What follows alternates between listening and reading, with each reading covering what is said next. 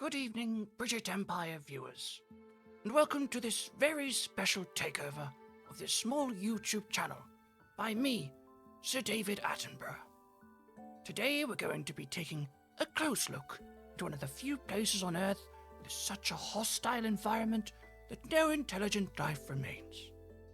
Britain, and the nerve centre of this barren country, the BBC.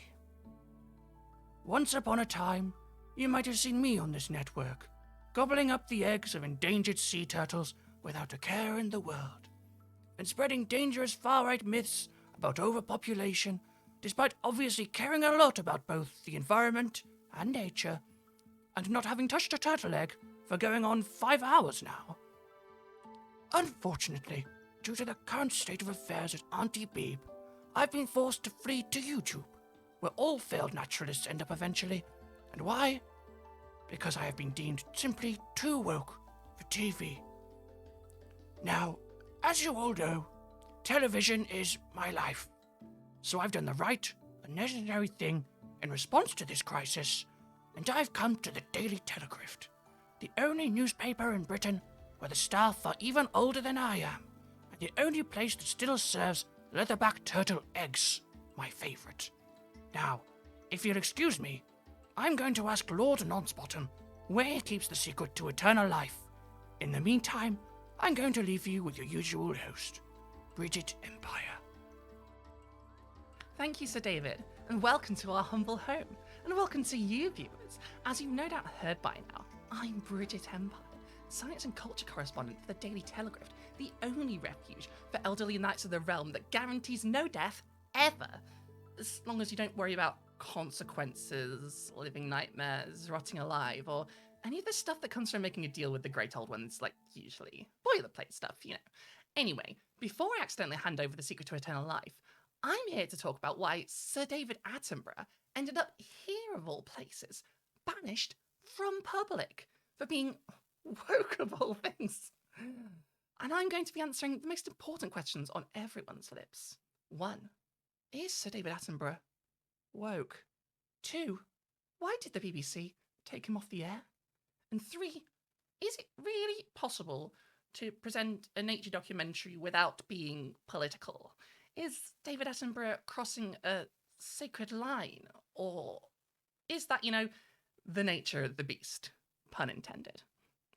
Well, let's start with a short history of the man himself and how he got here, before we discuss the trash fire that is the current state of the once proud British Broadcasting Corporation.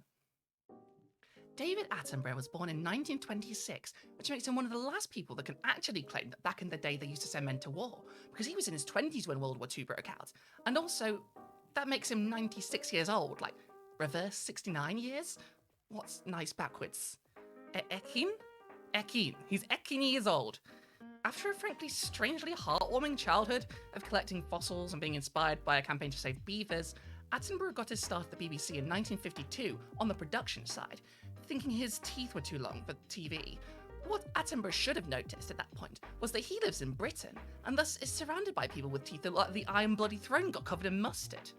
Eventually, he hosted a 3-episode series called Animal Patterns with London Zoo, and with his connections from the zoo, then went on to make Zoo Quest, the TV series that turned him into a household name. The idea behind Zoo Quest was that David Attenborough and a bunch of staff from London Zoo would go to a bunch of poor countries to steal their native animals and ogle the locals as if they were the weird ones in that scenario, rather than the cadre of white men who'd gone halfway across the world to kidnap a tortoise. More recently, Attenborough has admitted that he wouldn't make the show today, telling The Telegraph in 2016, I remember doing those silly things. It was balmy. I had some inhibitions about it being shown because you wouldn't do that today, and I thought, it's no good. You might as well face it. That's what you did. And so you better not try and pretend it didn't happen. So, if you want to see David Attenborough chasing a terrified anteater to kidnap it and bring it to London, or invading a sea turtle's nest and eating its eggs, you can probably find the footage somewhere, but he'd rather you didn't, apparently. In the years since, he's become something of an environmentalist and seems quite embarrassed about his days treating all the non-human animals of the world with the same dignity the British Empire treated humans. Still, you might make the argument that the very existence of Zoo Quest would prevent David Attenborough from ever being considered woke. let alone the fact that he's spread the right-wing conspiracy theory that overpopulation is killing the planet. And he turned Terry Wogan down for a presenter job, saying in 2016 when asked about it that to have two Irishmen presenting on BBC Two would have looked ridiculous. That being said, he can at times be surprisingly based. In 1998, Attenborough said that a market economy was misery. In a 2020 interview, Attenborough said, the excesses the capitalist system has brought us have got to be curbed somehow, and there should be no dominant nation on the planet. And told the G7 in 2021, tackling climate change is now as much a political challenge as it is a scientific or technological action. Urging the fuckers in charge of this mess to take more action, and warning that humans are on the verge of destabilizing the entire planet. And sometimes his troubling side and his base side would come together in a very strange and confusing way, like when he argued for improving women's rights worldwide to limit our birth rate, which is half a good opinion, adding, anyone who thinks you can have infinite growth in a finite environment is either a madman or an economist. Which, I mean, that's true, but we're not talking about infinite growth of people here. Birth rates tend to lower in wealthier countries, so the problem isn't the birth rates, but the lack of women's rights and access to contraception and abortion, which is a point he already made there, but, he's 96 years old. Frankly, we're lucky he's not a black shirt, although when he said humans are a plague on Earth, it does raise some of those same alarm bells. 50 years ago, when the WWF was founded, there were about 3 billion people on Earth.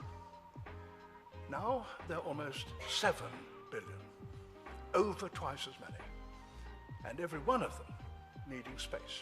Now, I'm not bringing any of this stuff up to be controversial, nor to get revenge for the time where David Attenborough visited my university and I missed it because I was on the toilet too long. Never poo, kids. Never. No. I think this is pretty important to the image of Attenborough, and to how we got to a point where he's too much for the very BBC that he was such an icon in for almost a century. These days, David Attenborough is most active in conservation and environmentalist works, and he does a lot of good work with that. You can look it up. There are genuinely too many things to list, and that's great. Unlike some other figures I've written essays about this month, David Attenborough actually does put his money where his mouth is. He's probably done more good for the world than I'll ever do. But I don't want to portray David Attenborough as a paragon of virtue, despite him being pretty close on occasion. He's a human. He's complicated like we all are, and despite having done some incredible things, he's done some pretty yikes stuff too. Thankfully for all of us here on Turf Island, the good has outweighed the bad by quite a margin. So if that's the case, then why is one of his shows being taken off air for fear of upsetting right-wing viewers? And by that I mean, how has a 96-year-old man scared the Conservative Party into pulling a harmless nature documentary off the air an episode early? Well, some of you might remember the last time the right-wing media put David Attenborough and woke in the same headline. In fact, I did an entire video on it. Long story short, David Attenborough hosted a dinosaur documentary on BBC One in 2022 called Dinosaurs: The Final Day, which had the absolute gall to portray Tyrannosaurus Rex doing something other than murder. The example the Sun gave of the woke things that Tyrannosaurus Rex would be doing instead, however, was pooping. And I don't know anyone that thinks pooping is woke. So perhaps if that's what the British media thinks that wokeism is, that's why they've made this mistake with David Attenborough. Like, he's 96 years old. He's probably taken thousands of shits in his time. That's probably considered egregiously woke by the Sun. Alas, no. It wasn't the pooping that did him in. In fact, the show that finally got Attenborough slapped down by Auntie Beeb was a show about British nature, so the Tories should have been more than happy with him. Honestly, most of Britain is a post-industrial hellscape. It feels like living in freezing soup over here. So the idea that David Attenborough could be struck down during a series trying to pretend this hellscape of an island is a nice place to visit is frankly bizarre. If anything, he's doing them a favour by lying to Americans about how Britain isn't a shithole. Apparently, they didn't think so. And so, Attenborough's latest, and possibly the last documentary series titled Wild Isles, will only air for 5 episodes on TV, with a 6th going online only. And despite the series purporting to display the beauty of nature in the British Isles, according to The Guardian's environment reporter, the BBC has decided not to broadcast the final episode because it fears its themes of the destruction of nature would risk a backlash from Tory politicians and the right-wing press, angering the programme makers and BBC insiders who fear the BBC has bowed to pressure from lobbying groups with dinosaurian ways, and not in the cool way, where they're covered in feathers and screaming and presumably pooping, wokely. The BBC, for its part, offered in response an obvious lie that the 6th episode was never intended for broadcast, despite it being the obvious capstone to the series, described as a stark look into the loss of nature in the UK and what has caused the declines. It is also understood to include some examples of rewilding, a concept that has been controversial in some right-wing circles for being too based. So here we can talk about which part of the 6th episode's description was the reason for pulling it. Talking about the causes of Britain's declining nature, or rewilding? Well, they're kind of tied together, honestly, because if you're talking about causes and solutions, one just feeds right into the other. Britain, 200 years or thereabouts after the First Industrial Revolution, had much of its nature stripped away, cleared and destroyed to make way for what was once a hotbed of heavy industry. But since we shipped all of that stuff to the global south, it got all factory. Now we have a bunch of ghost towns, disused land and polluted rivers. And what better way to try and undo some of the damage? By literally starting to undo it. By rewilding. We've brought beavers back to Britain, surely more could be on the table. More forest, less car park, more clean rivers, less dumping sewage into those rivers, and bring back some of our natural predators. It'd be fun to watch Tories get chased around their estates by wolves and lynxes. If we can't eat the rich, someone else should at least give it a go. The thing is, the BBC has become incredibly bold with shutting down any messages that smell of any politics that doesn't sound like it could have been taken right out of Mein Kampf. While in recent months BBC boat crews have gone out hounding and harassing refugees trying to escape war and persecution, and using fascist-adjacent language to describe these guys just trying to fucking live, Gary Lineker, a former football player and current football commentator who Brits might know for briefly being the mascot of salt and vinegar chips. Yes, we eat those. I can't explain why our taste is like this is. Anyway, Gary Lineker was recently fired from the BBC's flagship football show, Match of the Day, for comparing the recent policies from the Tory government on asylum seekers to Germany in the 30s. And he was absolutely right to do that. Like, go look it up. By any definition, he was right. The government's plans basically made it illegal to claim asylum in Britain and promised to legalise slavery for anyone arriving illegally, which by definition, all refugees would now be, since you have to get to Britain first to apply for asylum, which they've now banned. It's fucked. It's fascistic. And Rishi Sunak, standing in front of a podium that says, "Stop the boats," certainly isn't helping the image of the Tory party as some sort of British Union of Fascist tribute act. Following this tweet, Lineker has been hounded by journalists at his house, begged to apologise, and has been the subject of headlines for days for saying accurately what the government was doing. The British media cared much more about attacking someone for calling out how evil government policy was than interrogating the policy itself, because they're complicit. It seems to have backfired a little bit though, as pretty much everyone agrees with him. And you still have Labour MPs queuing up to say what Lineker said was inappropriate so they look fit to govern. Because to be allowed to rule this stupid country, apparently, you need to lick Rupert Murdoch's boots until they're as shiny as his fucking head. Really though, the gloves were off on this obvious right-wing slant to the BBC since Jeremy Corbyn became leader of the Labour Party back in 2015. The BBC always sells itself, or at least sold itself, on being impartial, and well, it's impossible for anyone to be truly impartial. As the state broadcaster, try as it might, it tends towards the opinions of the ruling party. It did keep its reputation for impartiality though, with varying degrees of success, until Britain was faced with the prospect of a Corbyn government, after which the BBC might as well have renamed itself the Conservative Party Voice. Truth be told, the swing to overt political control over BBC News and editorial was first solidified during the Iraq War, after which the Blair administration, and Alistair Campbell specifically, replaced a large swath of the decision makers at the broadcaster for not being pro-war enough for the new Labour government. Ironically enough, Campbell is now one of the people on the airwaves calling out the swing to the far right of the BBC, having been one of the architects of both this and the monstering of Jeremy Corbyn, where documentaries filled with bogus accounts of scandals were made to denounce the left-wing Labour leader, photoshops of Corbyn in Russian-style hats in Red Square were mocked up to make him look like a scary communist, and political editor Laura Kuenssberg even broke electoral law to put the final nail in Corbyn's coffin on election day by declaring she'd seen the votes and it looked bad for him, while the polls were still open for several more hours. Meanwhile, the Conservatives were treated like the natural rulers of the country, with Kuenssberg and other journalists completely charmed by a very own diet Donald Trump, Boris Johnson, and attacked Corbyn for a bunch of made-up shite like broadband communism and nationalising sausages. And actually my young kids are much more aware of that than what my generation were, and we have to get real, because climate emergency is a real problem. Climate change is a problem, despite what Nigel thinks. But there's Would you nationalise sausages? No. Would you? Needless to say, if you're my age or younger, you very likely no longer trust the BBC to be impartial, and that's only amplified in the years since the 2019 election, with Rishi Sunak, current Prime Minister and then Chancellor, portrayed on the BBC's flagship news commentary show Newsnight as literally Superman for taking the bare minimum action during the pandemic after months of pressure, up to today, where criticising the government accurately just isn't on if it sounds a bit harsh. Bear in mind, while Corbyn was gone after for a bunch of made-up Red Scare stories about him performing a second Holocaust and a bunch of other weird, exaggerated, horrible stuff, one of the BBC's main news shows for that entire era was hosted by Andrew Neil, a man who's described himself as further to the right than Thatcher and who edited The Spectator at the time, a far-right newspaper who ran articles during Andrew Neil's tenure praising fascists in Greece and published an article called In Defense of the Wehrmacht. And this isn't even mentioning one of the biggest problems in all this, the revolving door between politics and the mainstream media that makes it impossible to disentangle the papers and the BBC from the voice of the government. For an example of this, we can look at just one man. This man, Robbie Gibb. When I was at the BBC, Robbie Gibb, made my life really difficult day after Robbie day. Gibb is the former Director of Communications for Theresa May, Yeah. who then went to be on the board of the BBC. Former communications. And also helped found a rival broadcaster, GB News. Yeah, exactly. And, not really talked about this before, he made my life really, really hard at the BBC. Day after day, I would hear from people saying, just watch it, Robbie's watching you. Now, because they had created this sort of confection that somehow I was sort of Labour supporting or, doing Labour stuff.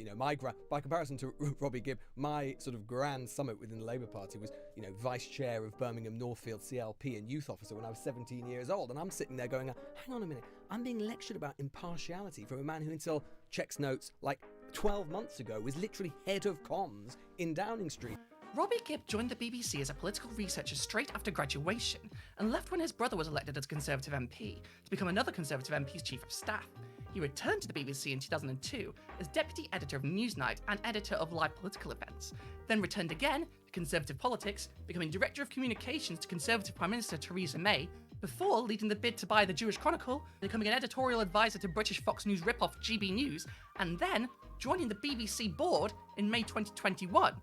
Far from impartial, as you might be able to tell from just his employment history, he repeatedly attempted to block Jess Brammer, for example, from being made BBC Executive News Editor in 2021, saying that it would shatter the government's fragile trust in the BBC, has been named as the face of Tory cronyism at the heart of the BBC by Deputy Labour Party leader Angela Rayner, and in August 2022, former Newsnight presenter Emily Maitlis has stated that Gibb was an active agent of the Conservative Party who played a significant role in determining the nature of the corporation's news output. Why had the BBC immediately and publicly sought to confirm the government spokesman's opinion without any kind of due process? It makes no sense for an organisation that is admirably, famously rigorous about procedure, unless it was perhaps sending a message of reassurance directly to the government itself. Put this in the context of the BBC board, where another active agent of the Conservative Party, a former Downing Street spin doctor and former advisor to BBC rival GB News, now sits, acting as the arbiter of BBC impartiality. According to the Financial Times, he's attempted to block the appointment of journalists he considers damaging to government relations, provoking Labour's deputy leader, among others, to call it Tory cronyism at the heart of the BBC. We, journalists, management teams, organisations, are primed to back down, even apologise, to prove how journalistically fair we are being. And that can then be exploited by those crying, "Buy us," if it suits those in power to shut us up or down. So just from people in the know, people who worked with him, and even apparently just from his employment history, Robbie Gibb steered the BBC on behalf of the Conservative Party, and he's not the only one. Former BBC News presenter Nick Robinson was famously a member of the Tory party, and Laura Kuenssberg was practically ready to die for Boris Johnson at the drop of a hat. Robbie Gibb might be the most alarming example of this, but he's far from the only one, and the fact that someone like him has the career and the power that he has demonstrates just how bad the right-wing bias the BBC has gotten. And lest we forget, Andrew Neil, who is self-described further right than even him. At this point, even if the last episode of this new nature documentary was just David Attenborough reading aloud from the Communist Manifesto, that's just restoring the balance. In fact, I'd go further.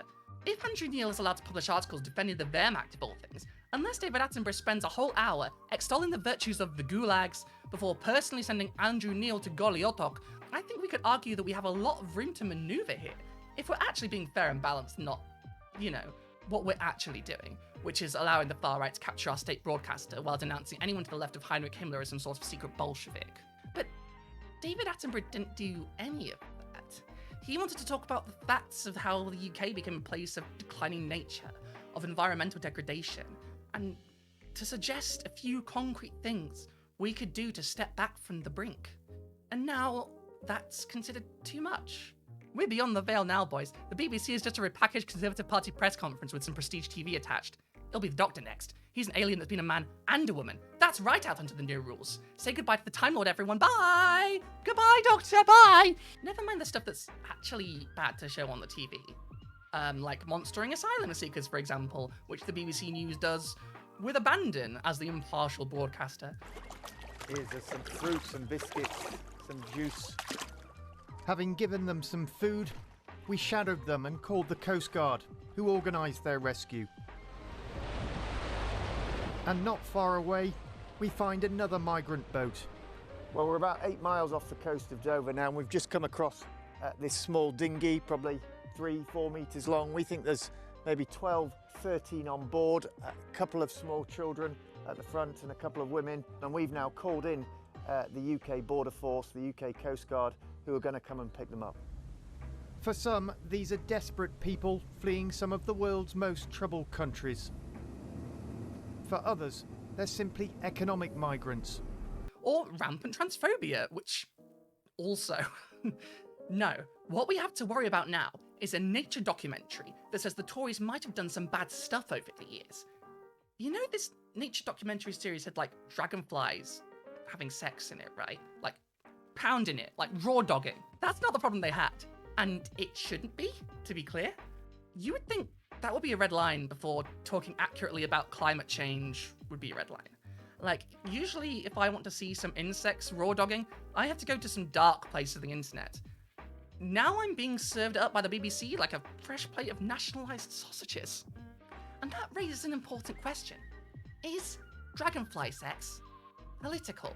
I mean, what I meant to say was, can presenting a nature documentary ever be apolitical? Clearly the BBC want David Attenborough not to give any opinion that might be conceived as anti-Tory, but if the Tories are anti-nature, does that not make any honest accounting of the story of Britain's wildlife, its declining biodiversity, its battle against the excesses of capitalism, inherently anti-Tory? Inherently political? Well, what isn't political? That's not me being glib, that's genuinely a question. Surely everything is political, at least in some aspect, because politics is all-encompassing. If nature is political, if who you are and who you sleep with is political, what possibly couldn't be? Something deep in space, where humans had never been? I bet if you brought it up in front of the president of, anywhere, they'd probably have some designs on that deep space mystery object, opinions on how to use it, what relationship to have with it, if what at all. I think we can all agree that if David Attenborough looked directly at the camera and said, "Fuck the Conservative Party, never vote for them again," you'd have a good argument that he wasn't being impartial, right? But if talking about climate degradation is too anti-Tory, then the Conservative Party is directly opposed to facts. And that's a whole different problem. If the very idea of what makes a fact is political, then fuck it, what else is there? Politics is everything because its scope is all-encompassing. You can't step outside of politics because politics is all around you. Would that I could go hide under some bushes and escape the eye of Sauron that is the Tory party. You might as well ask, instead of asking if something is political, does something matter? Because if it matters to someone, you bet there's a politics of it. For now, I guess we're going to have to welcome David Attenborough to the resistance. He's been doing enough conservation work over the years. I reckon if we can unconvince them of this overpopulation myth and get them to retract their statements on Irish people, I bet we can stand a chance of turning him into an Antifa super soldier before he can turn 100. Well, okay, super soldier might be asking too much for a man in his late 90s, but my point still stands. If the BBC, the institution that made him who he is, won't take him, we'll take him. Welcome to BreadTube, Sir David Attenborough. Let's go save some fucking beavers.